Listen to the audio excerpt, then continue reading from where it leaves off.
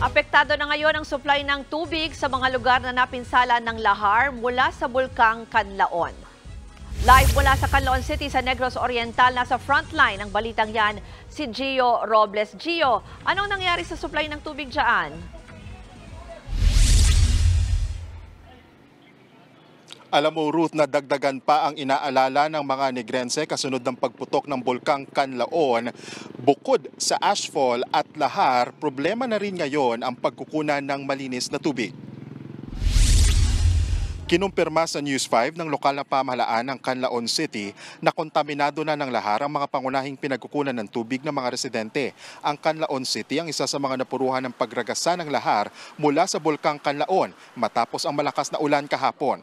Ayon kay Canlaon City Chief PIO Dr. Elmer Empiales, inabot ng lahar ang mga bukal kung saan nanggagaling ang kanilang inuming tubig. Pinaka-naapektuhan ang Barangay Masulog 1 at Barangay Pula. Sa sobrang lakas ng ragasa ng lahar, nasira rin ang mga tubo ng tubig. Kaya wala pang katiyakan kung kailan may babalik ang water supply sa ilang kabahayan. Sa ngayon, may hatid na mobile water purification system ang Canlaon City LGU na nagrasyon ng tubig sa higit 100 bahay sa Barangay Masulog 1. Agad ding nagpatupad ng panibagong mandatory evacuation sa Canlaon City at bayan ng La Castellana sa Negros Occidental kasunod ng lahar flow. Ruth, muling nagpaalala ang Canlaon LGU sa mga residente na maging maingat sa paggamit ng tubig mula sa mga bukal. Ayon sa mga eksperto, posibleng pagmula ng gastrointestinal problem ang tubig na kontaminado ng lahar at posibleng mauwi sa pananakit ng tiyan, diarrhea at dehydration. Ruth, balik sa iyo. Gio, alamin naman namin ngayon kung ano yung sitwasyon o yung status mismo ng Bulkang Canlaon.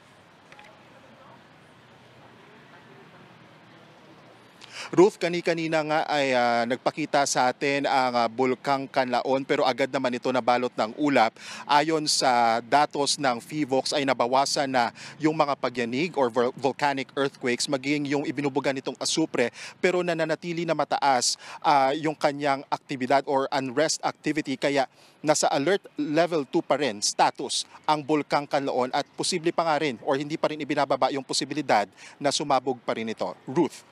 Maraming salamat, Gio Robles. Mga kapatid, ako po si Ruth Cabal. Maging maalam at may pakialam sa mga may init at rumaratsyadang balita sa Frontline Express. Para maging updated sa balitaan, mag-subscribe lang sa social media pages ng News 5.